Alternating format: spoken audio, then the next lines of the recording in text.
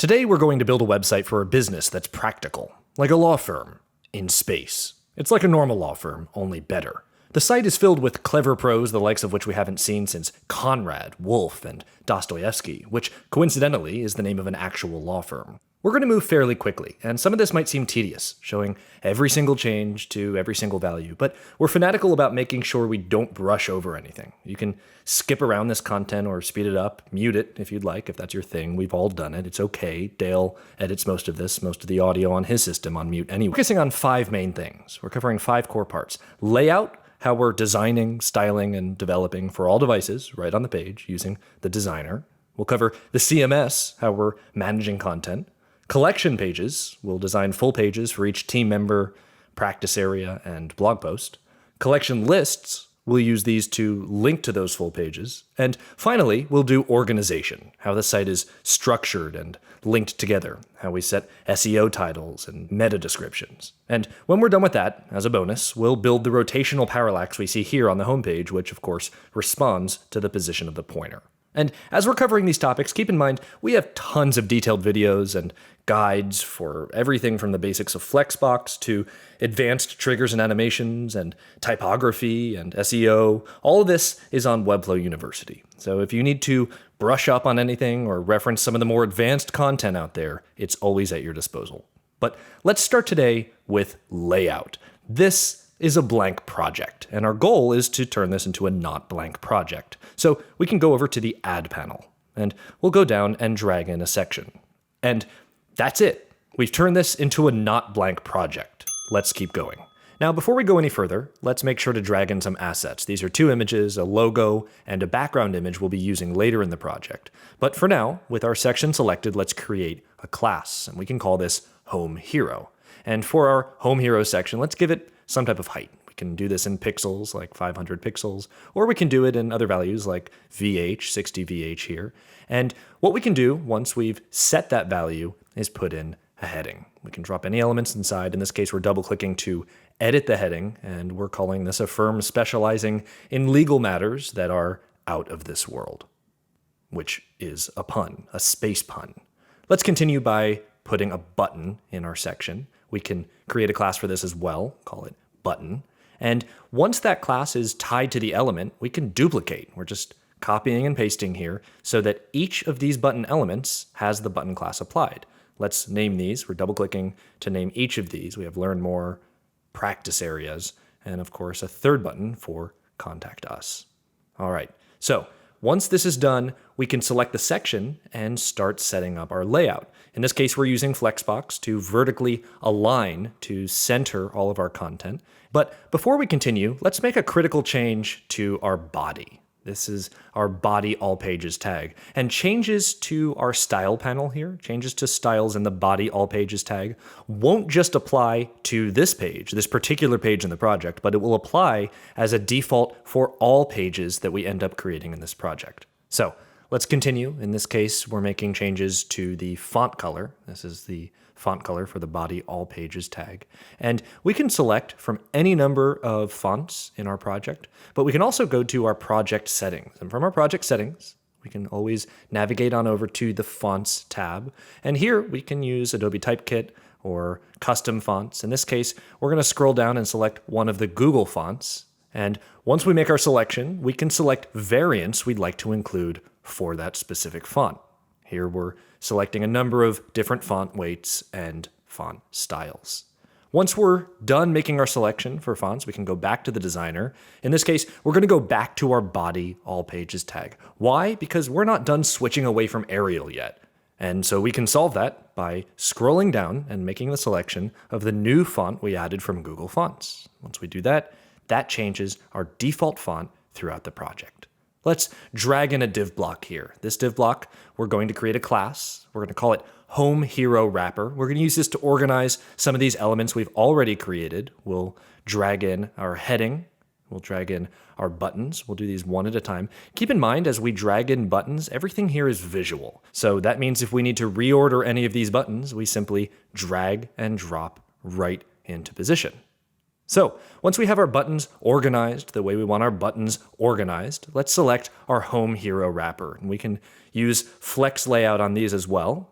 In this case, we'll select vertical layout, and we'll make sure everything is justified and aligned to center. Now, for our buttons, we can create a separate div block for those as well. We can create a class, call it button block, and in this case, we'll drag our buttons right inside. That means it's immune to those flex layout properties we just set on its parent element. So we have learn more, we have practice areas, we have contact us in its own button block.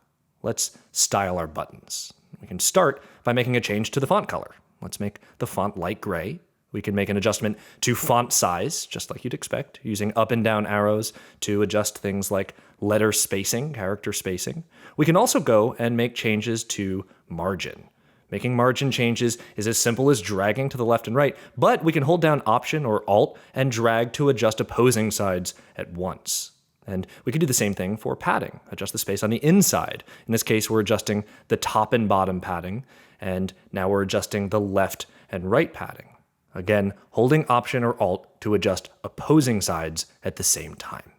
Let's make a change to the background color. And we can choose black for now. We can also make adjustments to opacity, bring it down to about 60% here. And let's go ahead and create an outline. And this outline, we can use a white color for some contrast, and we can drop the opacity on that as well. And it's not just the none state that we're able to style here. We can make a number of changes to various states for various element types based on the styles we're setting here.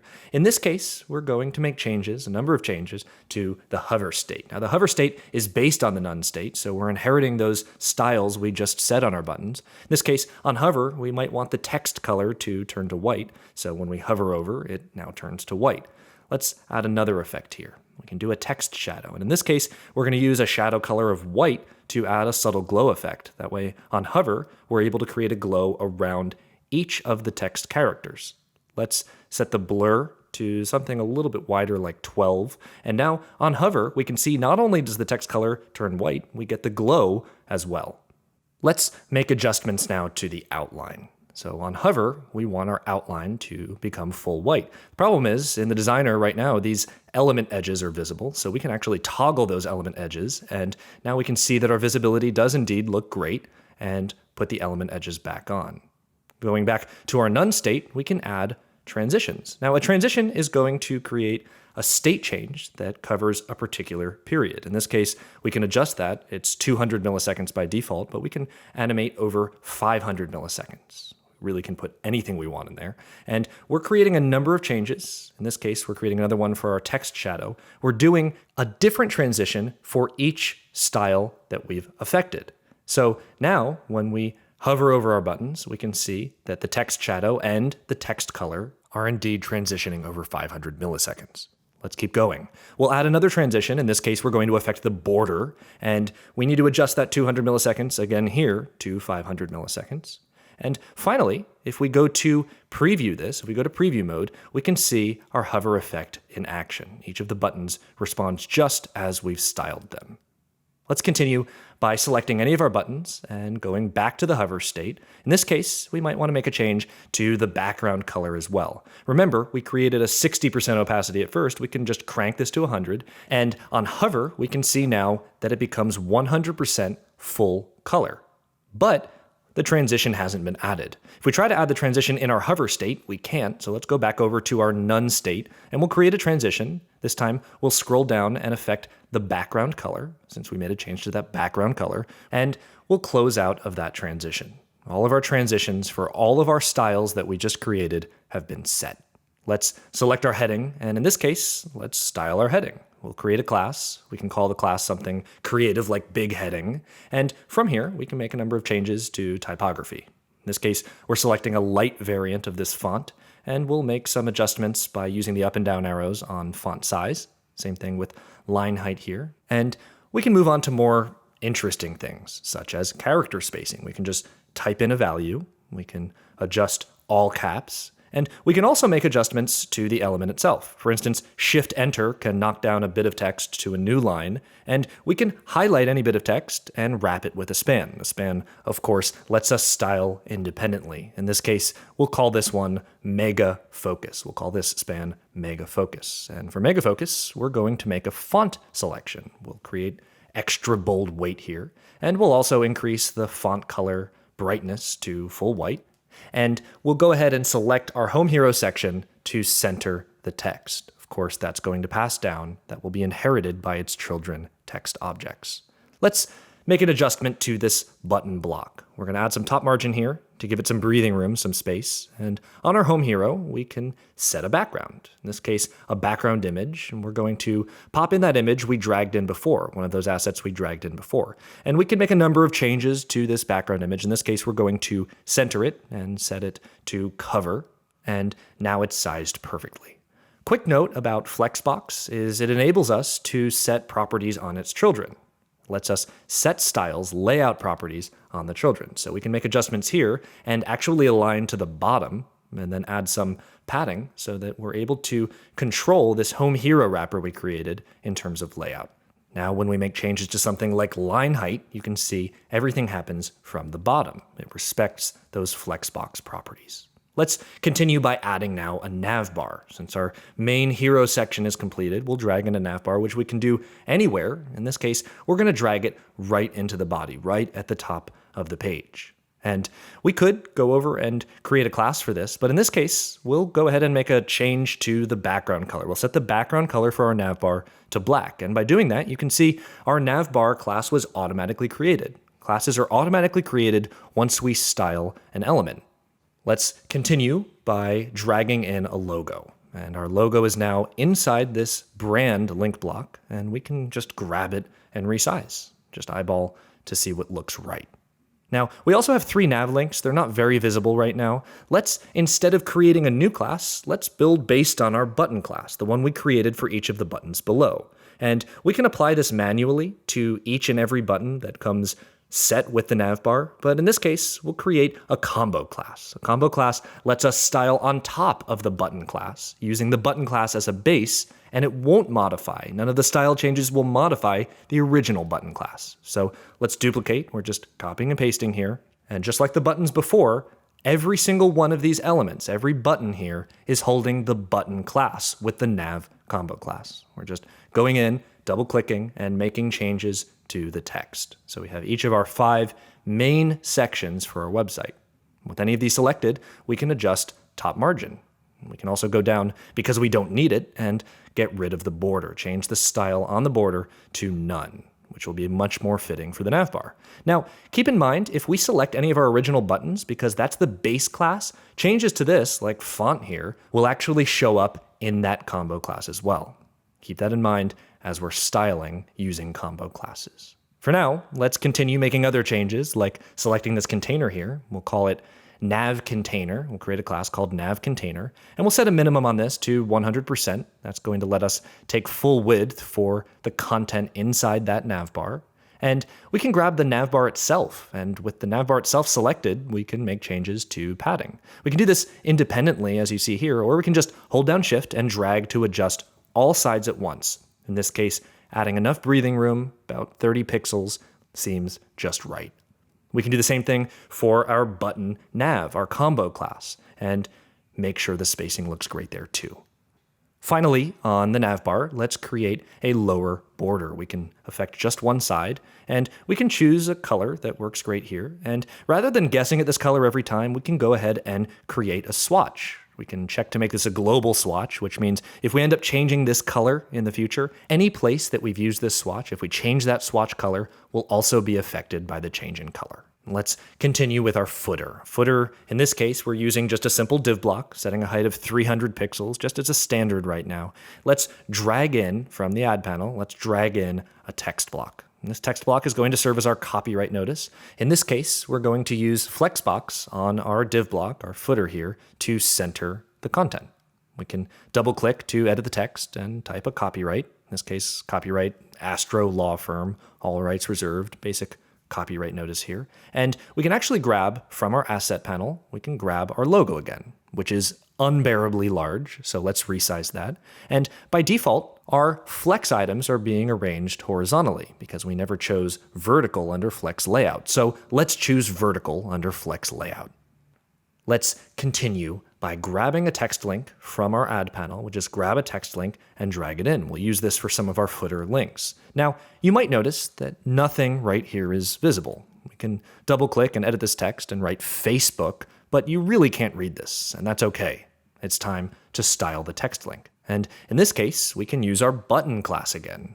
For button, we are seeing an underline right here with the text link, so we can turn that off for all buttons to make sure we don't get underlines. But we'll do what we did with the nav and create a combo class here. In this case, we'll call the combo class footer.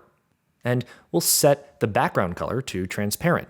Now, if we go on over in states over to hover, we can see that transparent now carries through there as well, so we don't have to make any changes to our hover state in terms of background. And if we turn off our element edges, we can still see there are some outlines visible. So let's turn the element edges back on. With our button selected, we'll go over to Style, Border Style, and we'll turn off our edges. We'll turn off those borders.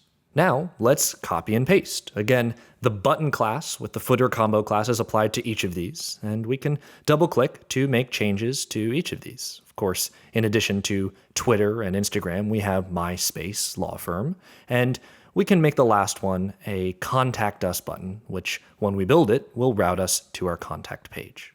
So, we're making a lot of progress here with our footer. Let's drag in a div block to organize some of these buttons. We'll drag in Facebook, we'll drag in Twitter, we'll drag each of these in one by one so that we can horizontally align everything. And we can use this div block. We can use this div block that now contains each of our buttons. We can use it to add some breathing room. So in this case, we're going to add some padding to both sides, the top and bottom. And that way, everything breathes a little more. We have some blank space, and we can of course select any of these buttons with the combo class, the footer combo class applied, and we can adjust spacing there as well. For our footer copyright, we can make changes to typography. In fact, it was Albert Einstein, when working as a patent clerk, that originally pioneered the tactic of lowering the brightness on a footer copyright. Let's grab our footer, and you can see we can make color changes to this. Choose any color. In this case, we're going to do a solid black color for really high contrast. And just like we did to the navbar, let's set an upper border. And we can use our hairline color that we used for the navbar's lower border. And that looks great. Keep in mind, we did set a height before. We can go into the height and remove that style, and we can have the height automatically calculated based on padding. We can add some padding to the top and bottom. But where this gets really interesting is when we start looking at different views. In this case, we're in tablet view, and we can grab the edge here and take a look at responsiveness based on different browser widths, different device widths. And we might want to grab our big heading here and make changes to font size or line height. And we can kind of grab the edge here and see how that responds, making micro adjustments visually.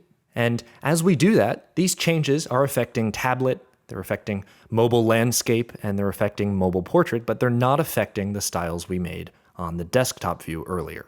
Let's select one of our lower buttons. In this case, we might want each of these footer buttons to take up its own line. And of course, we can center the text. Based on this, we might want to adjust the tap space inside the target. On tablet, we might not need that much, so we can decrease that inner padding on the top and bottom. Of course, if we select our div block, the div block, of course, serving as that footer, we can make adjustments to padding there as well. In this case, we're making changes to the image here, this lower logo, and 110 pixels seems good. Now that we've given attention to our footer, let's give some attention to our navbar. Let's specifically look at the menu button. Now, the menu button works if we go into preview mode here. By pressing the menu button in tablet view, we get a drop-down menu. Let's go back out of preview mode so that we can make some changes here. And we can select Open Menu and grab any of these elements to style. In this case, we're going to grab our button. Each of these buttons is the same button we styled in our navbar, of course, on desktop view. But in this case, we're going to make changes starting at the tablet breakpoint. So let's make changes starting at the tablet breakpoint, starting with turning off top margin, setting that to 0. We can also select our nav menu. Our nav menu is what holds each of these buttons, and our nav menu right now is set to a gray color. We can go down to background and choose something like black, and as with other styles, we can adjust the opacity. So we can have a slightly translucent menu bar as that comes down. We'll set that opacity here to about 77%. Really, it's based on what looks right.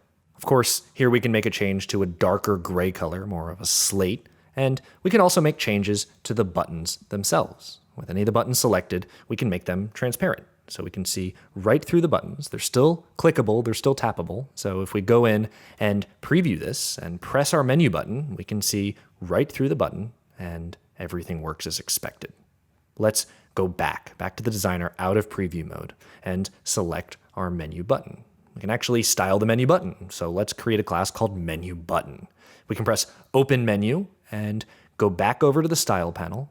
And from the style panel, we can affect things like the color of the menu button. We're making it black here. In fact, we can go down and make it transparent, completely transparent. And as we go in and toggle under navbar settings, as we open and close our menu, we can see that the menu button stays transparent. We can also make a change to the duration. That's going to affect how long it takes to open and then subsequently close the menu. So let's go back out of preview mode. Let's go over to our navbar settings, open our menu again, and from our navigator, we can select our nav menu. Why? Because we can add a little breathing room above and below where those buttons are by adjusting padding. Simply eyeballing to see what padding value looks right. Now we have a little more breathing room when this opens and closes. And before we go too far, let's grab by the edge of this tablet view. Let's grab our edge and test the responsiveness. Of course, this is looking a lot better now. Our nav menu is looking a lot better, but we can grab any of these buttons and align it, for instance, so it looks a little bit closer to our logo. You can see each of these buttons is affected. If we go into mobile landscape and of course mobile portrait, we can see that we might need to make an adjustment to the padding on each of those. Of course, changes to mobile landscape don't go back up to tablet, but they do go back down to mobile portrait. Changes cascade down in terms of view, not back up. Let's add a box shadow. And what we're going to do is add a little bit of blur to this box shadow so that we have a nice bit of differentiation between the nav menu and the background objects. 28 looks pretty great. We'll go back in, make a slight change, darken this up a little bit, really eyeballing it to find out what works best visually. Let's go into preview mode. And in preview mode, we'll take a final look at how this menu bar drops down, looks great, and how it comes back up. Same thing in mobile landscape. We can test it out in mobile landscape as well. Finally, we'll do the same thing in mobile portrait, what it looks like on portrait mode on most mobile phones. So let's go out of preview mode and make some more changes because we're not done quite yet. Let's talk height. And we set 60 VH as that minimum height to start with, but we can really put anything here. So for tablet, we might want 400 pixels or a little bit more than that. We can eyeball it. And for mobile landscape, we'll change that minimum perhaps a little bit lower to something like 380 pixels. Really, this is based on what works best for each device range. We can, of course, make a change to padding, lower padding down to 24 or so. Looks a lot better than that thicker padding did a moment ago. And we can also change our buttons. By changing the display setting to block, these buttons each are on their own line. This is very similar to what we did in the footer. You can set the width here on the button block to 100%. That's maybe a little wide for mobile landscape, maybe 60% is more fitting. And we can make adjustments to our lower margin. That provides that gap for the buttons. But keep in mind, because those are the base buttons, we're going to undo that margin for everything we applied a combo class to. That, of course, includes our footer and our nav combo classes. We're simply setting each of those, the value for that bottom margin, to 0. Test that responsiveness. It's looking pretty good. Now, our home hero section, that image we have in the background, we can simply add an overlay to increase contrast. Now, that overlay can be any color we want. In this case, we're going to keep it black and have an opacity just over 50%. That looks pretty good. And we can see the text against that background now. We can also adjust our flex layout. We'll make sure to center this. And because we've done that, we can get rid of that padding we put at the bottom when we had everything aligned to the bottom. And of course, we can adjust our height. Maybe the minimum can be something more like 330 pixels for mobile landscape. And we can bring some padding back to really space this out and eyeball what looks great. With our big heading selected, we can make a change in mobile landscape, perhaps decreasing the font size, decreasing the line height, and we can go and see how that looks in mobile portrait. Now, in mobile portrait, everything's bunched up because we had set 60% in mobile landscape. 60% worked fine in mobile landscape, but that's really tight in mobile portrait. Looks a lot better at 100%. If we test that responsiveness, we're seeing good results. Everything's responding as we'd expect it to based on the values we've set in the style panel, the values we've set for each of these views, all the way from desktop down to mobile portrait. Now, in mobile landscape, you might think that navbar has a little too much breathing room. We can decrease that breathing room in mobile landscape. And in mobile portrait, we might want even less. In mobile portrait, we might want something really ridiculous like 2 pixels of padding on the top and bottom. Maybe in mobile portrait, we can just eliminate that left and right padding altogether. If we test responsiveness, it's looking a lot better. So let's go into preview mode and take a look through each of these views. If we're in mobile portrait, our drop-down menu looks pretty great. Unless, of course, text alignment is your thing, because if you look at the bottom, you might notice that the text is aligning left, and it would look a lot better if we centered it. So let's go in and center it. We'll grab the footer copyright, go down to typography, and make sure that our alignment is set to center. Finally, on our footer, let's create a hover effect. And to do that, we're going to use a div block, another div block. And we're going to drag in all the major elements in our footer into that div block. And we'll do this one by one. Once we do that, we'll select that div block and we'll create a class. We're going to call this class footer hover.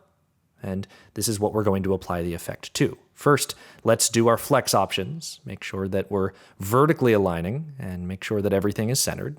Looks pretty great. And the way we're going to do this effect is simple. We're going to set the opacity, the standard opacity on the none state when we're not hovered over this, to about 45%. And when we hover over it, when we hover over the footer hover div block, we're going to go all the way up to 100%.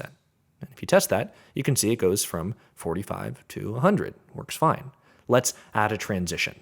And that transition is going to affect opacity, and we're going to want a larger value here, maybe 1500 milliseconds. And if we go to preview mode, we can see that the footer isn't as distracting, but when we hover over anywhere inside that div block, we get a nice transition into a full 100%. Let's keep going with layout and create a new page. In this case, we're going to create a page for contact. This is going to show up blank at first, that's as expected. And what we can do is recreate our navbar. Let's drag in our navbar and we'll restyle everything, except no, we won't. Let's delete that. Instead, we'll use what we've already created on the home page. Let's select our navbar, and with that navbar selected, we can right-click on the label and press Create Symbol. We'll name the symbol navbar. When we press Create Symbol, everything inside that symbol, the symbol itself, the navbar, and all of its children elements are a symbol. Now, it's about time this div block at the bottom is named footer, so let's double-click that class and rename it main footer. And we'll right-click on the main footer label and create a symbol. We'll call the symbol footer, and now the navbar and the footer are symbols in our project. We can use them on any page, anywhere, as many times as we want. And to do that, we'll just add a symbol. We'll drag in our footer, and that's it. The footer has been added. We'll do the same thing with our navbar. The navbar has been added. And third, we'll add a section in between the navbar and the footer. We'll call this section. And on this section, we can add some healthy padding inside, some top and bottom padding. Again, we're holding down Option or Alt and dragging to adjust both sides at once. And from here, we'll add a container.